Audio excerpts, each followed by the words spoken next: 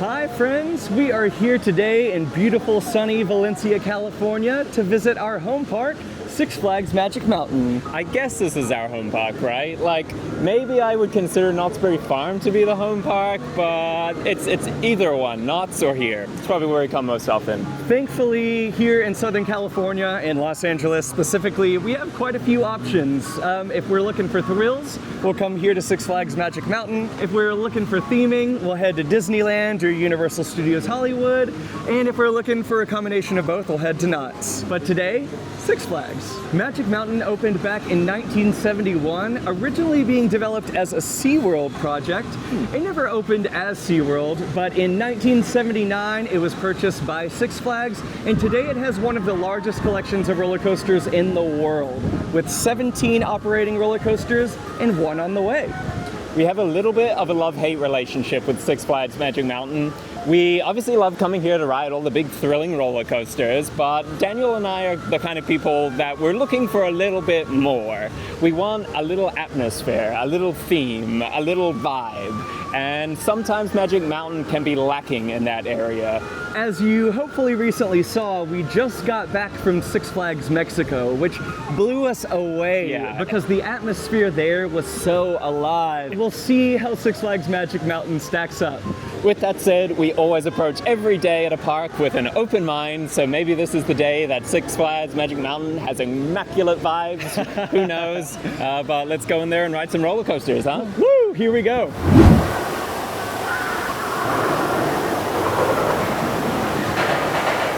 Well, first impressions today are quite positive. We have this beautiful display of freshly planted, colorful flowers, and it looks like we've traded out the older, more corporate-looking Six Flags Magic Mountain sign to play into the nostalgia of Magic Mountain here, which I think is a really solid direction for the park to move in. The water fountain is going full blast. I've not seen the park look this good in the entry plaza for a long time.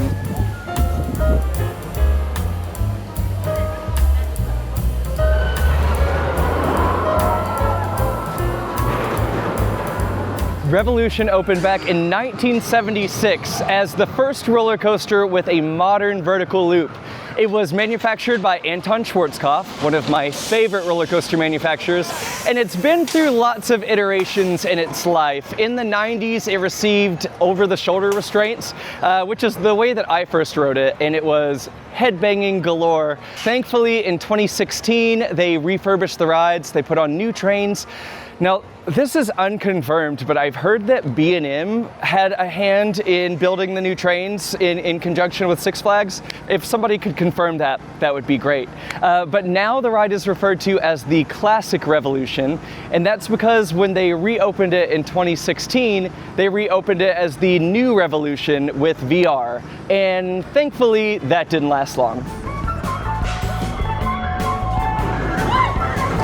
Last year, Daniel and I went to see the 1977 thriller roller coaster.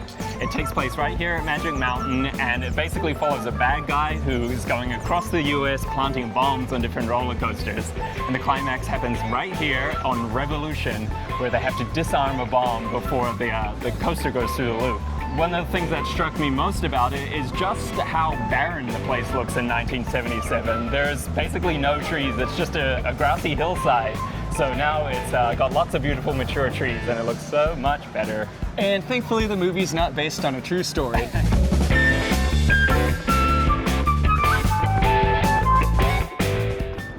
Revolution is always such a fun way to start the day here at Magic Mountain. True, a classic. Absolutely. I mean, I love a Schwarzkopf looper, and this one's interesting because it's a terrain coaster. I would essentially describe it as a mine train coaster that has a loop. Yeah, a ramp into a loop. With that said, the ramp down into a loop is so fun. I love that it's set at like a 25-degree angle, and it just really feels like you're picking up speed and then you hit that very circular loop. And I wouldn't be surprised if you experience upwards of 5 Gs going through that, which of course Schwarzkopf is known for those heavy positive Gs going through his loops. One thing you noticed in that movie that I was talking about earlier was those people in 1977 riding this, and they were so scared. Like, this was a crazy, crazy roller coaster when it first opened, and now it's just a little warm-up for us. Yeah, and you know, it has multiple decent-sized drops. The first one is curved, second is straight, and then third is straight down into a curve. Actually, I think the third drop is the largest on the ride. Unfortunately, there's no airtime to be found here at all, but it is a smooth, scenic journey, and again, just a great warm-up for what we have to come.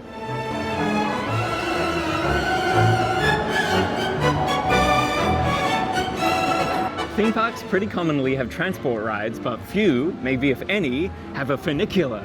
And here at Magic Mountain, they have the Magic Mover. Formerly known as the Helpful Honda Express. True. Magic Mountain has a 120-foot hill in the center of it, so having a ride that'll take you to the top and bottom without having to walk is a welcome relief. Absolutely, and I believe that there used to be a second funicular on the other side of the mountain as well. Unfortunately, that one's no longer here. Well, they got rid of it and replaced it with Ninja, I guess, in some ways, so I guess that's better. We'll trade up. Phew. Well, we have successfully made our way up the first part of the mountain to X2, which is my personal favorite roller coaster in this park and probably in all of California. X2 has quite the storied history. It was Aerodynamics' last roller coaster, which, funny enough, their very first roller coaster was the Matterhorn bobsleds just down the 5 freeway at Disneyland. It's a fourth dimension roller coaster, which means that the seats ride on the sides of the track, and then the track itself has an additional rail than a typical roller coaster, which causes the seats to spin independently of the track direction. But it was originally announced in 2000 to open to the public in 2001. Unfortunately, there were numerous delays because this is a pretty technologically advanced coaster, and it didn't end up opening to the public until 2002 as X. Going into the first Raven turn! Backwards! But it was a maintenance nightmare. So in 2007, it closed to be refurbished by S&S Worldwide, and then reopened in 2008 as X2, complete with much lighter trains, onboard audio, and everyone's favorite coaster element, fire. There's now 3 of these in the world, with this being the prototype, and I've ridden another one, so I'm excited to get back here to Magic Mountain, ride the OG, and see what I think. When I first came to Magic Mountain in 2014, we got here and there was a sign out the front of the park that said X2 will not be operating today, and it was just so devastating. After coming all the way from New Zealand, I've been watching YouTube videos of all the different rides here, and I was most excited for X2, so it was very sad. But I mean, maybe it was for the best, honestly, because I think I nearly passed out after riding Viper. It was such a hot day. Well, on the bright side, you're gonna get to ride it today. Now, you might have to wait for it a while though, because it is running one train and the second train is in pieces with no seats on the transfer track. So we'll see how it goes.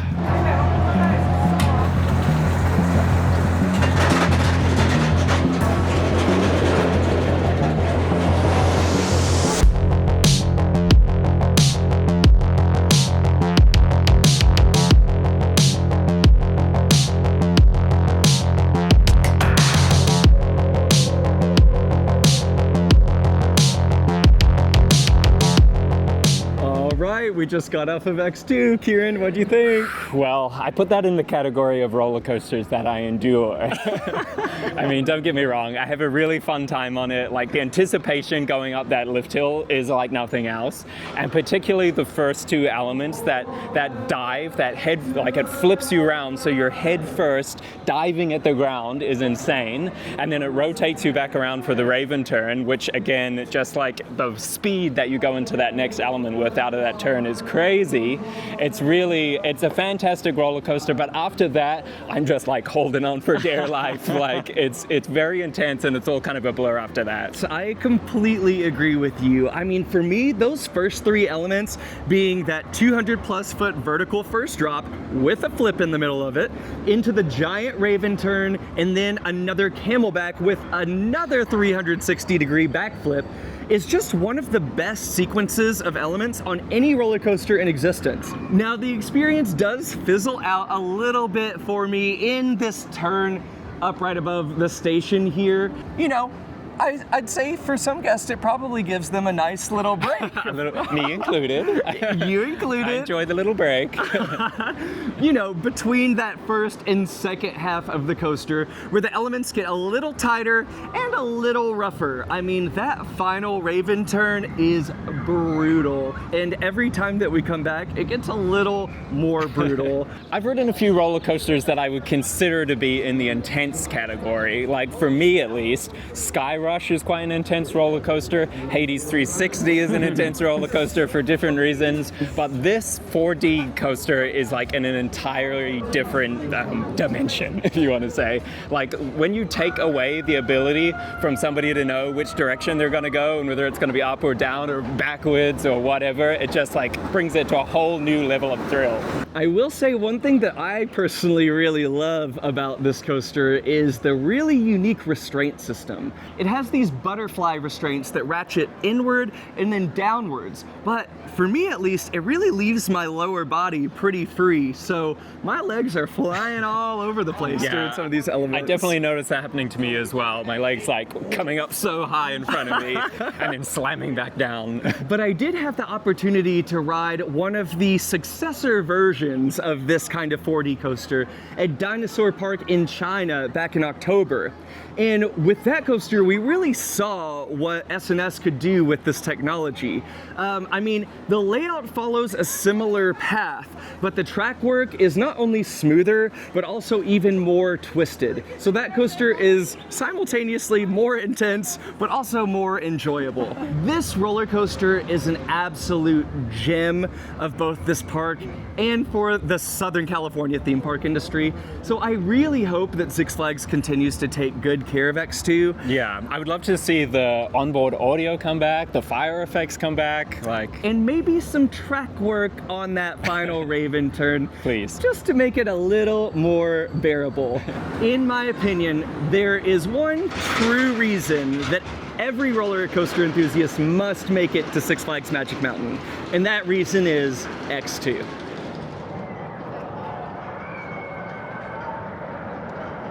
Now we are headed back across the bridge to ride Viper, and I know that Kieran is excited. No. I am gonna sit aside for Viper, but let me just tell you something. Most things in the park today are 30 to 60 to 120 minutes, and Viper, well, it's at 5 minutes. So I think that tells you everything you need to know.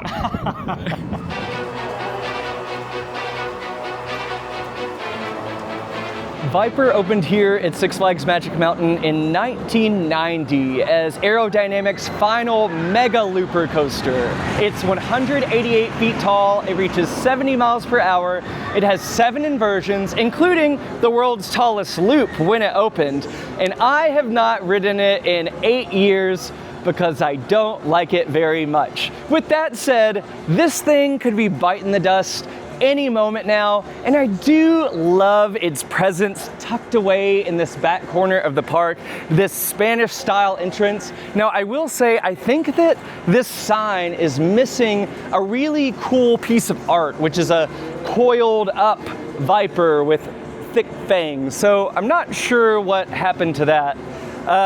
But you know what? I better ride this classic roller coaster while I can. Let's see how it's held up.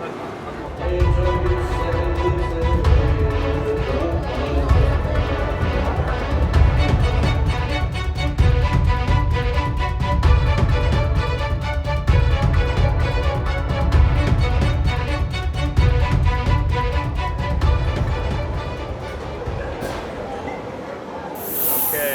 went upside down 7, 8 times? 7 times. Felt like a million. I did close my eyes through most of it and wish for it to be over. With that said, you know, I grew up with my first ever looping roller coaster being Vortex at Kings Island, so I definitely have a bit of an affinity for these giant aero loopers. I definitely think that they had their time, and you know, they definitely changed what the world thinks of roller coasters. But now I think they might give people a negative view of what roller coasters are in this day and age. So even though I appreciate its history, I certainly enjoyed going down the drop. I think my favorite element on the ride is after the 7 inversions, you have a straight piece of track, and then you dive about 20 feet under the station up into the brake run. And you know, if they could just get rid of everything before that, I think it would be a pretty solid ride. Now, you may have noticed that today I am sporting my Walley World t-shirt, which is a reference to the 1983 hit comedy classic National Lampoon's Vacation, my first rated R movie that I ever saw. But in that movie, the Griswold family goes on vacation to Walley World, which was filmed here at Six Flags Magic Mountain. And right behind me is the entrance to the Whippersnapper roller coaster, otherwise known as Revolution.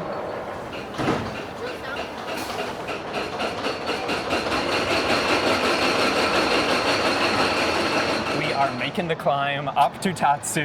That vernacular is sounding pretty good right about now. It sure is. But unfortunately, it is on the other side of the park, so it is our legs for now. But speaking of transport rides, this park actually opened with a monorail called the Metro, and it had 3 different stops around the park, but unfortunately, it was decommissioned in 2001.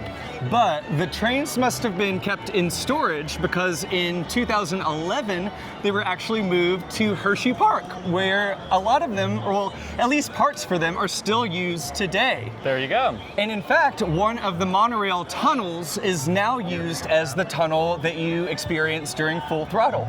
So, pretty cool. So many fun facts.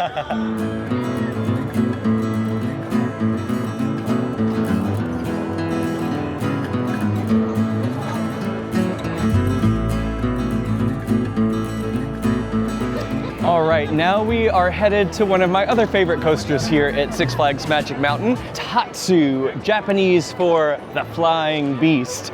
This is a 2006 B&M flying coaster.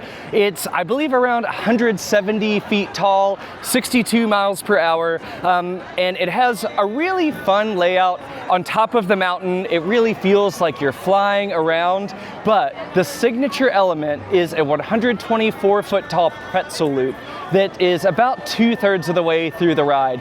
And it's crazy because you've just been, you know, leisurely, gracefully flying around, and then suddenly it slams you on your back.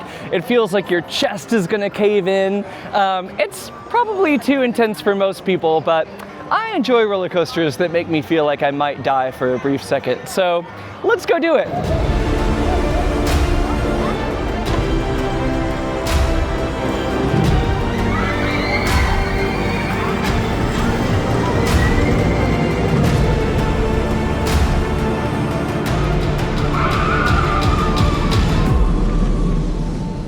All right, we just got off Tatsu. Kieran, let's hear your thoughts.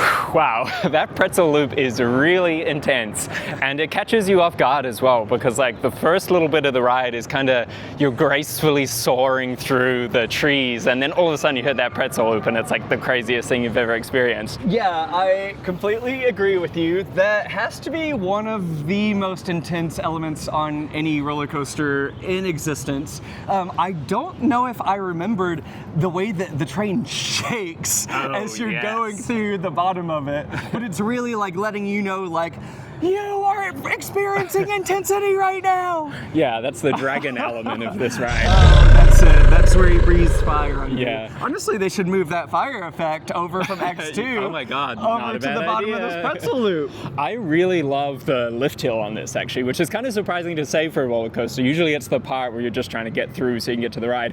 But here, like the coaster track is going up, but the ground is also disappearing below you, so it feels like you're even higher than you actually are. And it's one of those things where it's like, I know that the engineering behind this is really safe and it's keeping me in this harness, but there's just that little bit in the back of your mind that's like, this is gonna open and I'm gonna fall to my death. Well, that has never happened on any B&M coaster ever, and it will not. I think that the lift hill is actually my favorite part of this ride. Standout moment. It is built on top of a hill, and it seems like, even though the drop is only 110 feet, it feels like there's a 200 plus foot height difference from the top of the lift to the ground below. And it's funny because the walking path goes right below the lift hill. So as you're dropping down, you know, spread out like Superman facing the ground, there are people staring up at you like, uh-oh, hope they make it. Now, flying coasters are not my favorite genre of coaster. Granted, I haven't ridden Flying Dinosaur at Universal Studios Japan. With that said, this is a really solid piece of Six Flags Magic Mountain's lineup. It offers a sensation that you really can't get many other places in the world, especially that final turnaround. That's another element where you're like, it's seemingly 300 feet above the pathways below. Yeah, that moment when you like pop out in front of the fountain by the entrance, that's a really cool moment. I love that a lot. So, regardless of whether or not it's my favorite roller coaster in the world, it's absolutely worth doing when you're here at Magic Mountain.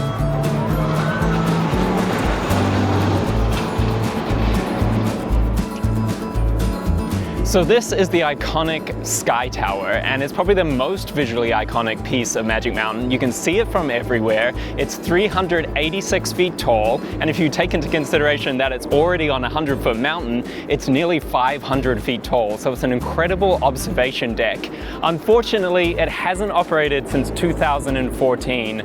There's always been rumors that maybe they're gonna open it, but it's probably pretty costly, but it would be super cool if they did, because I think you can fit 400 people up there, so it would be kind of cool as like a revolving restaurant or something. And I actually got to go up to the top on my first ever visit to Magic Mountain back in 2012. There was a fun little kind of history of the park museum up there. So yeah, as Kieran said, it's probably not very likely because it's cost prohibitive, but wow, it would be so amazing to reopen the Sky Tower.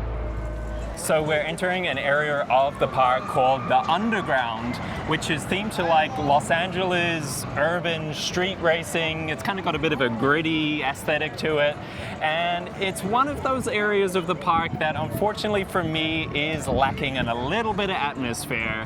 When you put me on blacktop with the ground painted to look like you're on a street, it's just like I could get this literally on any street.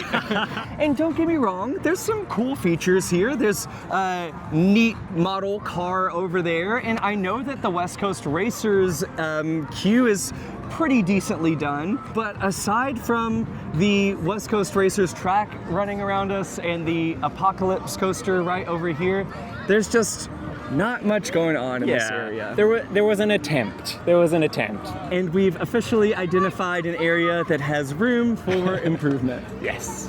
Quick, come get a picture of me. Photo op.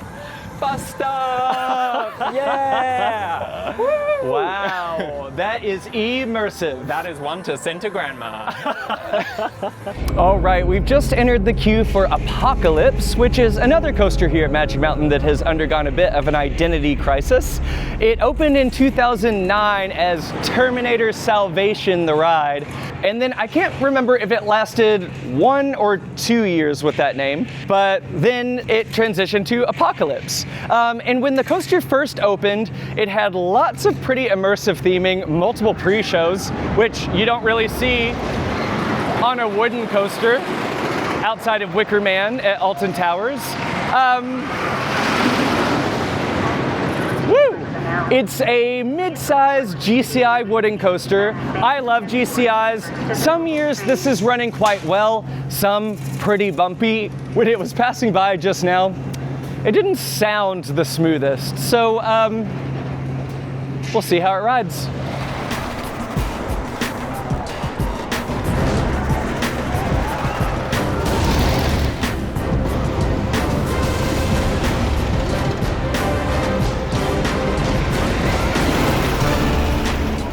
Whew.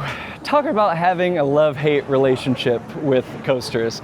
I have a lot of love for Apocalypse. Again, big fan of GCIs. The coaster starts off great. You've got this quick turnaround into a fun first drop through the structure, then a couple of low to the ground airtime moments, up into this really fun wave turn with a double down. Then you go up into a smooth, fast tunnel through the station flyby, one more pop of airtime, diving into the final tunnel on the ride. And then you have about 30 more seconds of just slowly and roughly meandering your way towards the brakes. It's definitely not running very smooth at the moment. With that said, I've ridden rougher wooden coasters, and we still have the pleasure of sitting in those beautiful GCI Millennium Flyer trains. So fingers crossed, some tender love and care is headed its way to Apocalypse. For now, I think I'll be taking a little bit of a break for this one for the rest of the season. Well, the park does close at 6 p.m. tonight, so we are going to have to cut our losses and skip a couple of attractions. Again, there's 17 coasters, so too much to do here on a limited hour day that's pretty busy. But one of those attractions we're skipping today is going to be West Coast Racers, one of the newer additions here at Magic Mountain. I have conflicting thoughts about West Coast Racers. I mean, one, it is a smooth coaster with lots of individually fun elements, but the park already had a set of racing/dueling coasters, and it already had a premier multi-launch looping coaster. So I don't fully understand why they went with West Coast Racers as an addition, and because of that, I see it as an attraction that you can do rather than you must do. I know others probably feel differently, so let me know if you disagree, but today we're gonna have to skip. Six Flags must single-handedly be keeping some factory in China open with how many of these capes they're selling. Not gonna lie, I hate the capes. They're for the kids, Kieran. They're pretty ugly though. Well, it's a little toasty here today, so we were looking forward to doing one of our favorite non-coaster attractions here, which is Jetstream, the Aero Hydro Flume. But unfortunately, not only is it closed, it looks like the conveyor belt on the lift hill is missing. So fingers crossed it's just undergoing a lengthy refurbishment. But while we're over here, I do think earlier we mentioned how there was a second funicular on the other side of the hill. That one, I believe, was themed to a dragon, and I think that this was the bottom of the hill station, and then the top of the hill station is where Ninja Station is now. So next up we are riding Gold Rusher, and it's actually an important coaster here at the park because it is an opening day attraction. It has been operating since 1971, which is pretty wild. But I also think it's a pretty important coaster for this park too, because it fits that important like family range. There's kiddie coasters here, there's extreme thrill coasters here, but there are not a lot of in-betweens, so this is a good one to have. Definitely. It was the only roller coaster that opened with Six Flags Magic Mountain back in 1971. And I'd say it's probably my second favorite aerodynamics coaster in the park. All right, let's go ride it.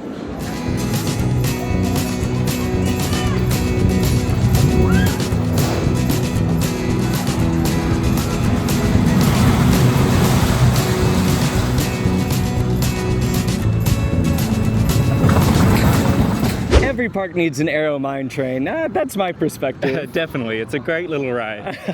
Gold Rusher is interesting because there's two lift hills. After the first lift hill, you have a fun trip, pretty decent speed on the other side of the mountain.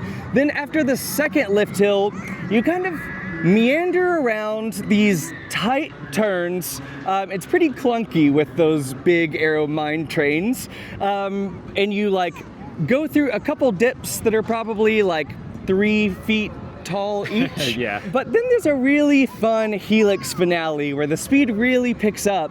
And we've thought about a pretty fun idea for the second half of the ride before. I think that this ride could really benefit from a big box. Put it inside. And you all know I love a coaster in a box, but that weird meandery section just feels perfect to theme up as kind of like a dark ride portion of the coaster. And then you could end the coaster with a downward spiral through a rock cave finale, like another yellow aero coaster already does it in Loch Ness Monster. So why not do it here at Magic Mountain? Those two lift hills that the ride has are perfect theming opportunities. Like, I'm thinking, what's that ride at Kings Island? Adventure Express. Yes, yeah, could you imagine those men on the side? Yes, that's what we need. Bring them to California, baby.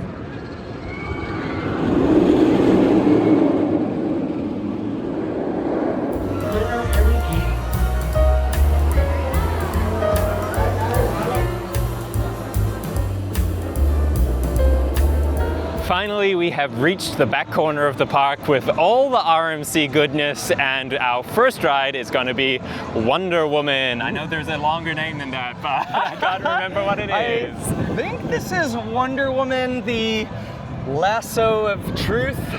Could be the lasso of freedom or the flight of wonder. But Wonder Woman is an RMC single rail coaster, and honestly, it's one of my favorites. This is very similar in layout to the Jersey Devil coaster at Six Flags Great Adventure, but it has a slight extension at the ending, which in my opinion makes a little bit of a positive difference. We've only got about less than an hour left in our day, so fingers crossed we can get on this and a couple of our other favorite attractions. So one thing that happens to me every single time we ride this so far is that my leg gets a cramp in it. You're kind of like sitting on either side of the rail on this, and it's a bit of an awkward position, and in my experience, yeah, a little bit painful.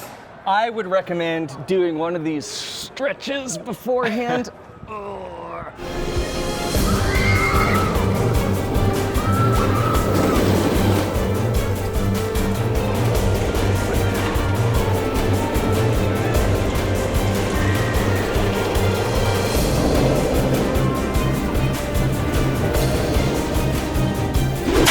Happy to report that I took Daniel's advice, did some stretches, and this time, no cramps for me. Hey! Take note, everyone, when you listen to Daniel's advice, things work out for you. Anyway, Daniel, what did you think of the roller coaster?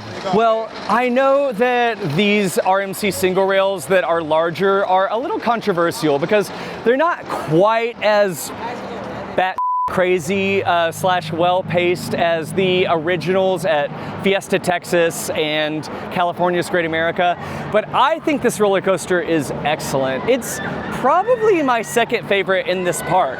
Even though the elements are larger and a little more spread out, I love how it feels like a succession of large, intentional, intense elements. That 131-foot, 80-degree first drop really kicks my butt every time in the back row. Great ejector airtime on that. On the large camelback, you have a really fun, quick turnaround, a zero-G roll in another inversion, actually two more inversions that just whip you laterally. I think this is a really solid addition to Magic Mountain. Now, I will say this is running with a little bit of a rattle, so fingers crossed that's just a slight maintenance issue that can be corrected with a little TLC to the trains, and not a long-term issue with the track.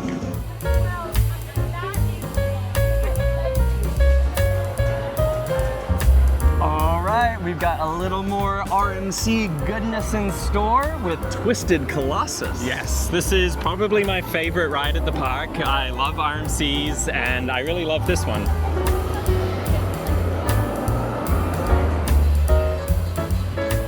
So Colossus, also known as the Screamy Mimi from National Lampoon's Vacation, debuted back in 1978 as the world's tallest, fastest roller coaster at 125 feet tall and 62 miles per hour.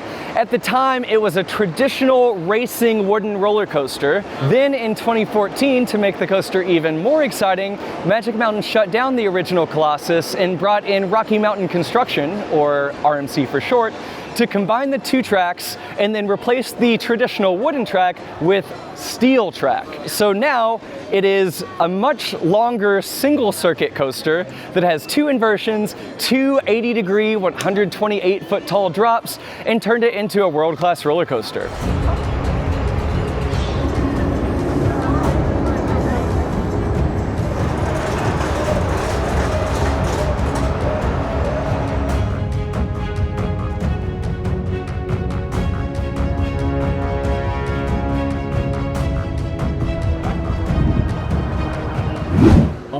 Another RMC down. What do you think? I always have a great time on this. One thing that kind of irks me about this coaster though is it's a racing coaster, right? Dueling, yeah. A dueling coaster, and I feel like, I don't know, it's a 50-50 to whether or not you get a race. And I think they could really improve that by adding some like rider education in the station. They need to put like screens and signs and tell people that like it is very important that you get into these trains as quickly as possible because people are fluffing around and like, oops, I forgot I had my handbag on me. Now I gotta get back out, you know?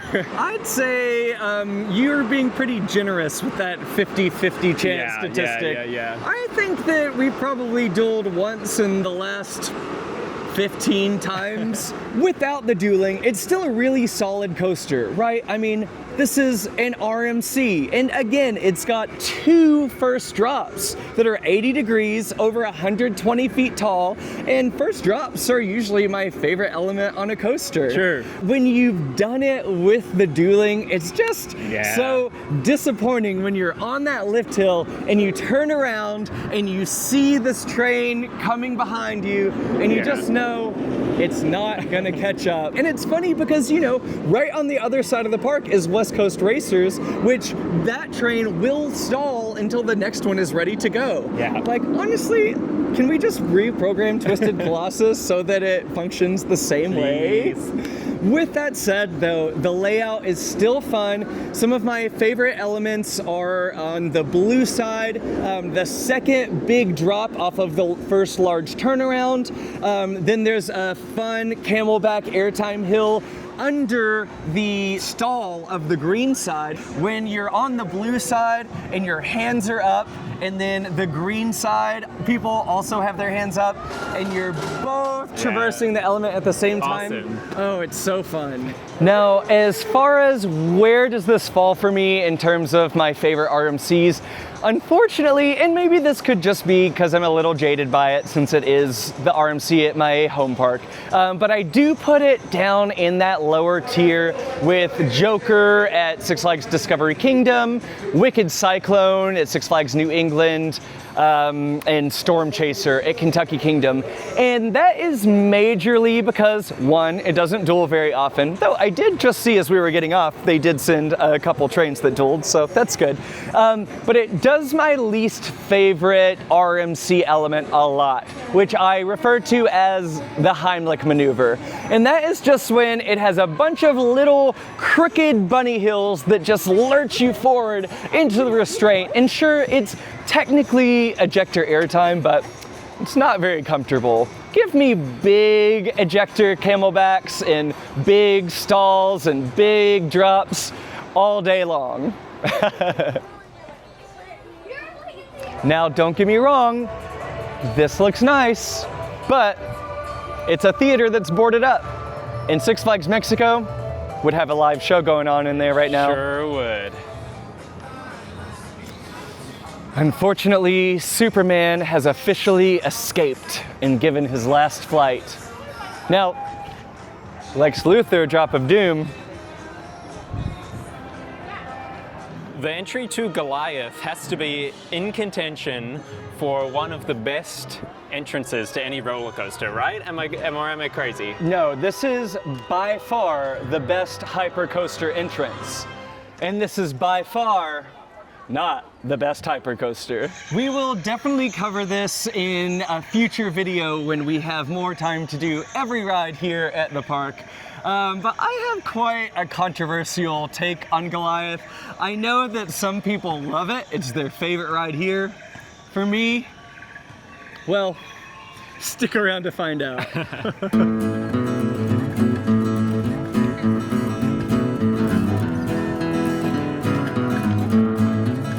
This plot right here has been vacant for years, and it is so prime for a premier flat or a thrill ride. Years ago, it was rumored that Magic Mountain was gonna get one of the world's tallest star flyers, and that just feels like the perfect placement for that ride. So, Six Flags, if you're listening, we want it. This front part of Magic Mountain is undergoing a huge refurbishment right now. First of all, they are turning their Bugs Bunny world into Looney Tunes Town, or Looney Tunes Land, I believe. This should be a really exciting change. I'm guessing the park is putting quite a bit of investment into it because they've removed 2 of their kids coasters for this change, which caused them to sacrifice their record for most roller coasters in the world. And then right across from all things Looney Tunes is the construction site for the new 2027 roller coaster, which is rumored to be a Vekoma Thrill Glider. Picture a Vekoma flying coaster like Fly at Phantasialand and a Vekoma motorbike coaster like Tron at Magic Kingdom, and combine the 2 concepts. So I'm pretty sure you're going to be like riding in a motorbike, suspended under the track, flipping around, traversing the hillside. So I know that it's definitely happening because earlier from the X2 top of the lift hill, we saw the pieces of blue tracks sitting in the parking lot. Hopefully it's only a matter of time before vertical construction begins.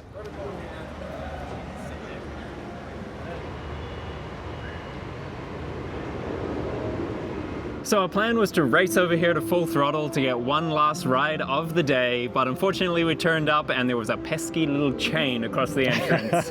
So it doesn't look like we'll be riding tonight.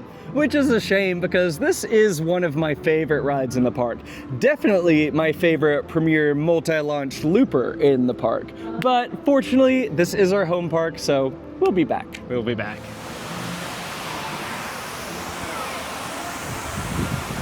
So if Six Flags would like any unsolicited advice from me, here's my one thing. I would really like them to turn the main entry plaza into one straight line, because at the moment it's a dog leg, right? So you come in the entry and you're not really looking at anything. In Disney, there's a thing called a weenie, and it's something that draws your eye in and pulls you further in.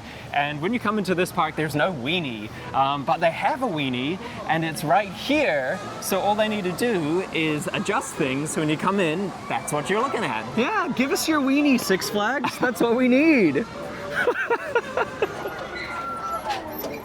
So much. Well, that does it for our day here at Six Flags Magic Mountain. We got on 8 of the 17 coasters, and let me tell you, my feet and calves certainly feel like we've been climbing a mountain. Mine too. We also barely stopped to eat or drink or rest, so yeah, I'm pretty wiped. But excellent day. Absolutely. Typically, my days at Magic Mountain are not amazing, but I feel like we had a pretty good day today. Yeah, I was saying to Daniel earlier that it kind of feels like maybe because we're filming that we're just like looking for the beautiful parts of it a little bit more. You know, we want to capture the most beautiful aspects of it, and I think that allowed me to take it in a little bit more. And so I thought that, yeah, it really stepped up compared to my previous visits. Earlier this morning we talked about the vibe and whether the vibe was a little off here at this park, and by the end of the day, what did you think? Well, don't get me wrong, the vibe is probably better today than it has been in a long time. With that said, coming again from Six Flags Mexico, Yes. Every corner of the park was filled with something going on, where I still feel like Magic Mountain has a lot of dead areas that feel like they need some life breathed into them, particularly that underground section where West Coast Racers and Apocalypse are.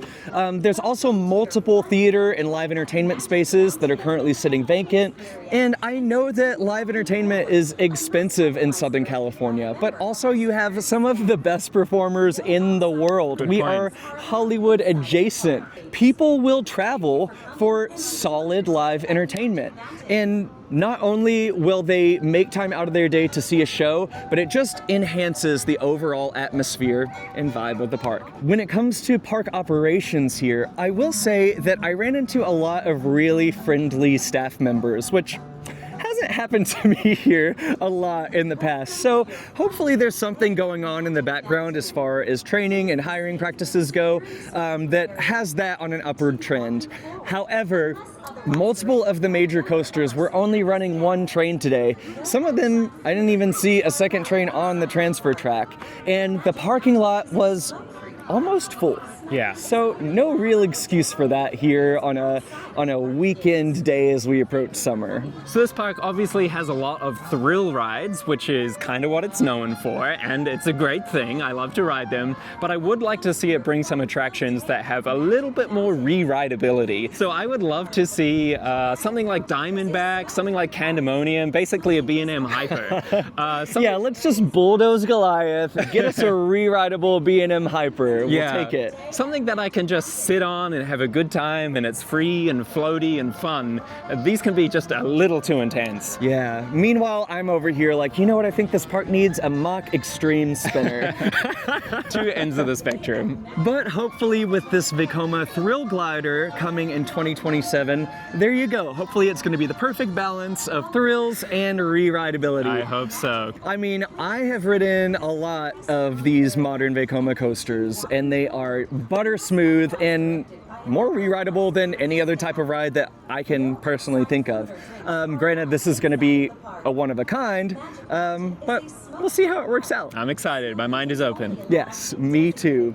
With that said, this morning we talked to the new manager of park operations who has been growing with the park for a long time, and he had lots of ideas that they plan on implementing to improve the park this season. So I'm not quite sure if it's that we were paying more attention to detail during our visit today, or if the park has been paying more attention to detail, because as soon as we walked in and saw what they've done at the end of the entry plaza, making sure that all of the features in the waterfall are working, all of the geysers in the water fountain are working, nice fresh landscaping and a new logo signage installed there. Like, you know, first impressions are really important. And this morning I got a really great first impression of Six Flags Magic Mountain, which hasn't happened in a long time, and that very well could have influenced our day. All right, well, thank you guys so much for joining us today for our trip around our home park, Six Flags Magic Mountain.